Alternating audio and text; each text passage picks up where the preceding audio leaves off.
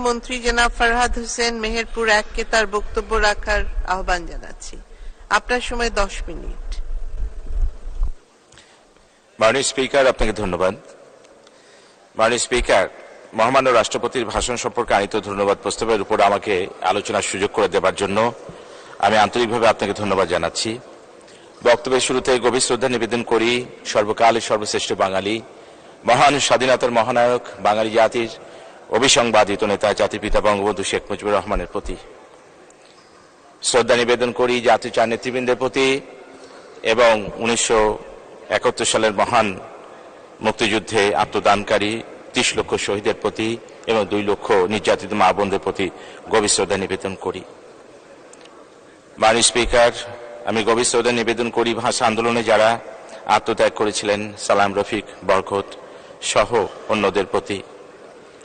মাননীয় স্পিকার, আমি বেদনা ভরে আমি গভীর শ্রদ্ধা নিবেদন করি, স্মরণ করি 1975 সালের 15 আগস্টে শাহাদাত বরণকারী জাতির পিতা বঙ্গবন্ধু শেখ মুজিবুর রহমানের পরিবারের শহীদ সদস্যদের প্রতি। মাননীয় স্পিকার, মাত্র কয়েকদিন আগে গত 29শে ফেব্রুয়ারি বেইলি রোডে যে অগ্নিকাণ্ডে প্রায় 46 জন প্রাণ হারিয়েছে, আমাদের হৃদয়ে ক্ষত তৈরি হয়েছে। মাত্র একদিন আগের ঘটনা। মাননীয় স্পিকার, আমি যারা এভাবে প্রাণ দিয়েছেন তাদের স্মৃতির প্রতি আমি গভীর শ্রদ্ধা নিবেদন করি। তাদের মহান আল্লাহ রাব্বুল আলামিনের কাছে তাদের মাগফিরাত কামনা করি এবং তাদের পরিবারের শোক সন্তপ্ত পরিবারের সদস্যদের প্রতি আমি সমবেদনা জ্ঞাপন করি। মাননীয় স্পিকার, আমি মহান আল্লাহ রাব্বুল আলামিনের কাছে শুকরিয়া আদায় করি। আমার নির্বাচনী এলাকা মেহেরপুর মুজিবনগরের জনসাধারণের প্রতি কৃতজ্ঞতা প্রকাশ করি। তারা আমাকে এই সংসদে, মহান সংসদে তৃতীয়বারের মতো আমাকে নির্বাচিত করে এই মহান সংসদে তাদের পক্ষে কথা বলার সুযোগ করে দিয়েছেন। সেজন্য আমি আমার অন্তরের অন্তঃস্থল থেকে গভীর কৃতজ্ঞতা জানাই বাঙালি জাতির অবিসংবাদিত নেতা, জাতির পিতা বঙ্গবন্ধু শেখ মুজিবুর রহমানের সুযোগ্য কন্যা মাননীয় প্রধানমন্ত্রীর প্রতি, যিনি আমাকে তৃতীয়বার মনোনয়ন দিয়ে আমাকে নির্বাচিত হয়ে এই সংসদে কথা বলার সুযোগ করে দিয়েছেন এবং জনপ্রশাসন মন্ত্রী হিসেবে দায়িত্ব দিয়ে দেশ এবং জনগণের সেবার সুযোগ করে দিয়েছেন। সেই জন্য মাননীয় প্রধানমন্ত্রী জননেত্রী শেখ হাসিনার প্রতি আমি কৃতজ্ঞতা জ্ঞাপন করি। মাননীয় স্পিকার, আমি এ পর্যায়ে আমি মহান জাতীয় সংসদে প্রদত্ত মহামান্য রাষ্ট্রপতির ভাষণের উপর আলোকপাত করতে চাই। মহামান্য রাষ্ট্রপতির ভাষণটি আমাদের মাননীয় প্রধানমন্ত্রী জননেত্রী শেখ হাসিনার নেতৃত্বে পরিচালিত সরকারের সাফল্যের একটি প্রামাণ্য দলিল হিসেবে উপস্থাপিত হয়েছে। গত 15 বছরে মাননীয় প্রধানমন্ত্রীর নেতৃত্বে দেশের সামাজিক, অর্থনৈতিক, রাজনৈতিক এবং সাংস্কৃতিক ক্ষেত্র সহ সকল ক্ষেত্রে যে অভূতপূর্ব সাফল্য অর্জিত হয়েছে, মহামান্য রাষ্ট্রপতির ভাষণটি তারই সন্তোষজনক স্বীকৃতি। মাননীয় স্পিকার, আমাদের দেশ আজকে এই 15 বছরে এটি ব্যর্থ রাষ্ট্র থেকে আজকে সারা বিশ্বের বিস্ময়ে পরিণত হয়েছে, উন্নয়নের রোল মডেলে পরিণত হয়েছে। আজকে আমাদের 8ম পঞ্চবার্ষিকী পরিকল্পনা সেটি বাস্তবায়ন হচ্ছে। ইতিমধ্যে আমাদের 2021-এর যে রূপকল্প আমরা বাস্তবায়ন করেছি, আমাদের দ্বিতীয় পরিপ্রেক্ষিত পরিকল্পনা রূপকল্প 2041 সেটি আমরা গ্রহণ করেছি এবং আমাদের বদ্বীপ পরিকল্পনা সেটি আমাদের সামনে আছে এবং সেটিও বাস্তবায়নের কাজ চলছে। মাননীয় স্পিকার, আজকে সারা বাংলাদেশ যে উন্নত হতে পেরেছে, আজকে আমাদের অবকাঠামোগত উন্নয়ন হয়েছে, আমাদের স্কুল কলেজের ভবনগুলো হয়েছে, আজকে নদীক্ষরণ হয়েছে, আজকে মানুষের জীবন মান উন্নত হতে পেরেছে। আজকের বাংলাদেশ আর 15 বছর আগের বাংলাদেশ এক নয়। মাননীয় স্পিকার, আজকে সমগ্র বাংলাদেশের মানুষ খাদ্য পুষ্টিতে এগিয়ে যেতে পেরেছে। সেই জন্য আজকে আমরা অবশ্যই এই পরিবর্তনটি আজকে বাংলাদেশের প্রত্যেকটি মানুষ স্বীকার করতে দেখি। আজকে আমরা দেখি যে ফসলের মাঠগুলোতে কৃষকরা তাদের ফসল আনতে পারছে, কারণ সমস্ত রাস্তাগুলো আজকে নির্মাণ করা সম্ভব হয়েছে, ঘরে ঘরে বিদ্যুৎ পৌঁছানো সম্ভব হয়েছে। আজকে সার, তেল এবং বিদ্যুতের কারণে আজকে উৎপাদন ব্যবস্থা আমাদের বেশ কয়েক গুণ আমরা বাড়াতে সক্ষম হয়েছি। মাননীয় স্পিকার, 2005-06 সালে আমাদের বাজেটের আকার ছিল মাত্র 61,000 58 কোটি টাকা। বর্তমান অর্থ বছরে বাজেটের পরিমাণ দাঁড়িয়েছে 7,61,785 কোটি টাকা, যা আমাদের অর্থনৈতিক সক্ষমতাই পরিচয় বহন করে। 2022-23 অর্থ বছরে জিডিপি প্রবৃদ্ধি হয়েছে 6.03%। মাথাপিছু জাতীয় আয়ও বেড়েছে, যেটি ছিল 2005-06 অর্থ বছরে $543, তা আজকে $2800 এসে পৌঁছেছে। মাননীয় স্পিকার, বৈশ্বিক অর্থনৈতিক মন্দার মাঝেও 2022-23 অর্থ বছরে রপ্তানি আয় হয়েছে $55.56 বিলিয়ন এবং প্রবাস আয় হয়েছে $21.61 বিলিয়ন, যা 2005-06 অর্থ বছরে যথাক্রমে ছিল $10.5 এবং $4.8 বিলিয়ন। মাননীয় স্পিকার, আজকে আমাদের প্রত্যেকটি অঞ্চলে আমাদের যে শিক্ষা বিদ্যালয়গুলো, সেগুলো আমরা দেখেছি যে সম্মানজনকভাবে মাথা উঁচু করে দাঁড়িয়েছে। আমরা দেখছি প্রাথমিক স্কুলের ভবনগুলো হয়েছে, মাধ্যমিক স্কুলের ভবনগুলো হয়েছে, আমাদের মাদ্রাসাগুলো হয়েছে, আমাদের অসংখ্য স্কুল কলেজের ভবনগুলো আমাদের করতে আমরা সক্ষম হয়েছি। জাতির পিতা বঙ্গবন্ধু শেখ মুজিবুর রহমান 1973 সালে 36,165টি প্রাথমিক বিদ্যালয়কে জাতীয়করণ করেছিলেন। আমাদের মাননীয় প্রধানমন্ত্রী জননেত্রী শেখ হাসিনা 2013 সালে 26,193টি রেজিস্টার্ড বেসরকারি প্রাথমিক বিদ্যালয়কে জাতীয়করণ করেছেন এবং শিক্ষাকে এগিয়ে নিয়েছেন।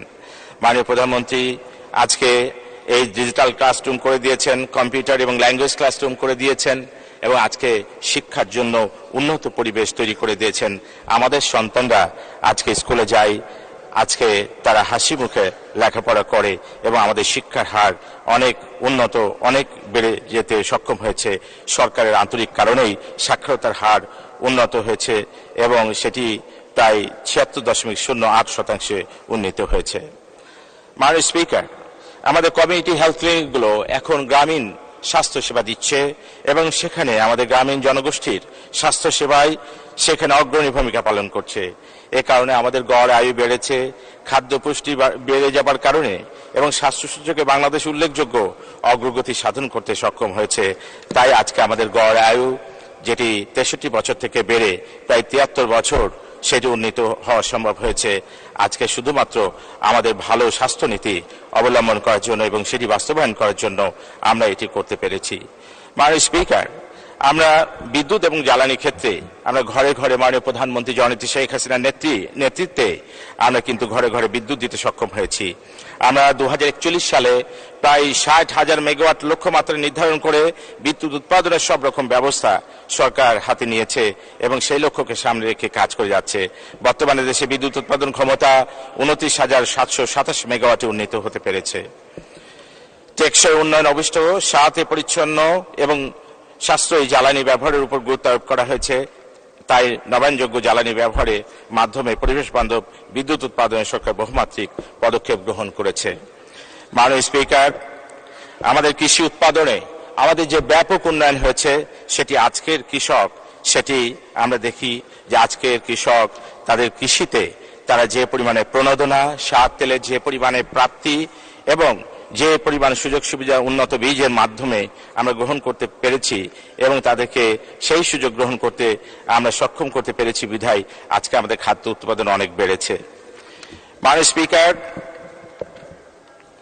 আমাদের মেগা প্রজেক্টগুলো আমরা না বললে নয়, আমরা সকলে জানি, মুখে মুখে মানুষের মুখে মুখে আমাদের পদ্মা সেতু মেট্রো রেল প্রকল্প, রূপপুর পারমাণবিক বিদ্যুৎ কেন্দ্র, মাতারবাড়ি গভীর সমুদ্র বন্দর, ঢাকায় দ্রুত পরিবহনের জন্য অবকাঠামো নির্মাণ এবং পায়রা গভীর সমুদ্র বন্দর, পদ্মা সেতু রেল সংযোগ এবং চট্টগ্রাম হতে কক্সবাজার পর্যন্ত রেল লাইন স্থাপন সহ আমাদের কর্ণফুলী টানেল সহ অনেক মেগা প্রজেক্ট এখন প্রত্যেকটি মানুষের মুখে মুখে।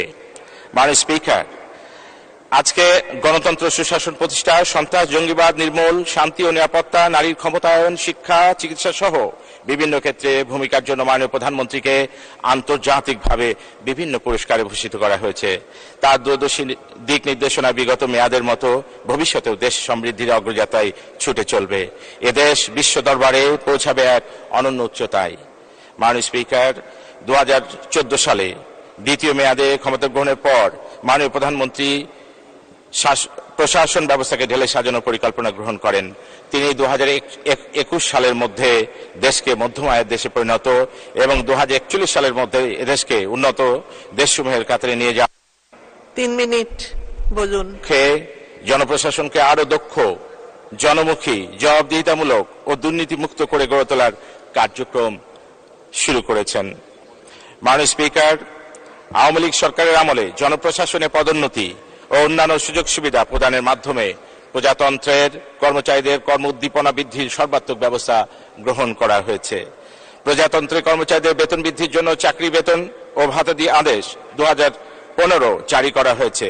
চাকরি বেতন ও ভাতাদি আদেশ 2015 বাস্তবায়নের মাধ্যমে সরকারি কর্মচারীদের বেতন শতকরা 123% পর্যন্ত বৃদ্ধি করা হয়েছে। মাননীয় স্পিকার, আপনি জানেন সরকারি কর্মচারীদের জন্য বাংলা নববর্ষ ভাতা প্রদান করার ব্যবস্থা গ্রহণ করা হয়েছে। সরকারি কর্মচারী হাসপাতাল আধুনিকায়নের মাধ্যমে নামমাত্র মূল্যে সরকারি কর্মচারীদের চিকিৎসা সেবা প্রাপ্তির সুযোগ বাড়ানো হয়েছে। চাকরি হতে অবসর গ্রহণের সময়সীমা মুক্তিযোদ্ধা কর্মচারীদের ক্ষেত্রে 59 বছর থেকে 60 বছরে এবং অন্যান্যদের 57 বছর থেকে 59 বছরে উন্নীত করা হয়েছে। মাননীয় স্পিকার, এ সকল সুবিধার পাশাপাশি সরকারি নারী কর্মচারীদের জন্য মাতৃত্বকালীন ছুটি 4 মাস থেকে বর্ধিত করে 6 মাস করা হয়েছে। এছাড়া 20% বৈশাখী ভাতা ব্যবস্থা চালু করা সহ বিভিন্ন সুযোগ সুবিধা প্রদান করা হয়েছে। সরকারি কর্মচারীদের ভালো কাজের স্বীকৃতি প্রদানের জন্য বর্তমান সরকার জনপ্রশাসন পদক নীতি 2015 প্রণয়ন করেছে। মাননীয় স্পিকার, স্মার্ট বাংলাদেশ বিনির্মাণের লক্ষ্যকে সামনে রেখে বাংলাদেশ আওয়ামী লীগের নির্বাচনী ইস্তেহার 2024 একটি জনকল্যাণমুখী, জবাবদিহিমূলক, দক্ষ, স্মার্ট প্রশাসন গড়ে তোলার ঘোষণা দেওয়া হয়েছে, যার লক্ষ্য একটি নাগরিক কেন্দ্রিক, স্বচ্ছ, জবাবদিহিতামূলক, জ্ঞান ভিত্তিক এবং জনকল্যাণমুখী দক্ষ স্মার্ট জনপ্রশাসন গড়ে তোলা। এর মূল উদ্দেশ্য জনগণকে উন্নত ও মানসম্মত সেবা প্রদান এবং সুশাসন নিশ্চিতকরণ। এই লক্ষ্যকে সামনে রেখে জনপ্রশাসনকে আরো গতিশীল করতে জেমস নামে একটি ডেটাবেস তৈরি করা হয়েছে, যাতে যোগ্য ব্যক্তিকে যোগ্য স্থানে প্রদান করা সম্ভব হয়। দক্ষ ও জবাবদিহিতামূলক জনপ্রশাসন গড়ে তুলতে সরকারি কর্মচারীদের কর্মমূল্যায়নে এসিআর এর পরিবর্তে এপিএআর, অ্যানুয়াল পারফরমেন্স অ্যাপ্রেজাল রিপোর্ট প্রবর্তনের উদ্যোগ গ্রহণ করা হয়েছে। প্রজাতন্ত্রের কর্মের সকল ক্ষেত্রে গতিশীলতা বৃদ্ধির লক্ষ্যে বহুমুখী প্রচেষ্টা অব্যাহত রয়েছে। মাননীয় স্পিকার, আমি এই দেশ এবং জাতির মালিক, এদেশের সাধারণ জনগণ, সরকারি কর্মচারীবৃন্দ জনগণের সেবক, তাই সকল কর্মচারীকে স্বচ্ছ দুর্নীতিমুক্ত থেকে সেবার মনোভাব নিয়ে কাজ করতে হবে। আমি এখন গণপরিষদের খসড়া শাসনতন্ত্র অনুমোদন উপলক্ষে বঙ্গবন্ধু, জাতির পিতা বঙ্গবন্ধু শেখ মুজিবুর রহমানের ভাষণের অংশবিশেষ পাঠ করছি। তিনি বলেন, কোট, সরকারি কর্মচারীরা একটি আলাদা জাতি নয়, তারা আমাদের বাপ, আমাদের ভাই, তারা কোনো ভিন্ন শ্রেণী নন। মজদুর, কৃষকদের যে অধিকার সরকারি কর্মচারীদের সে অধিকার থাকবে, এর বেশি অধিকার তারা পেতে পারেন না। সরকারি কর্মচারীদের মনোভাব পরিবর্তন করতে হবে, তারা শাসক নন, তারা সেবক, আনকোট। মাননীয় স্পিকার, আমি জনপ্রশাসন মন্ত্রণালয়ের মন্ত্রী হিসেবে এই মহান সংসদে দাঁড়িয়ে আপনার মাধ্যমে সরকারি কর্মচারীদের একটি বার্তা দিতে চাই। যারা এদেশের প্রতি, দেশের সাধারণ জনগণের প্রতি কর্তব্য পালনে অবহেলা প্রদর্শন করবে, তাদের বিরুদ্ধে সরকারের জিরো টলারেন্স নীতি অব্যাহত থাকবে। মাননীয় স্পিকার, জাতির পিতা বঙ্গবন্ধু শেখ মুজিবুর রহমান স্বপ্ন দেখেছিলেন ক্ষুধা, দারিদ্র, শোষণ, বৈষম্যহীন সোনার বাংলা গড়ার।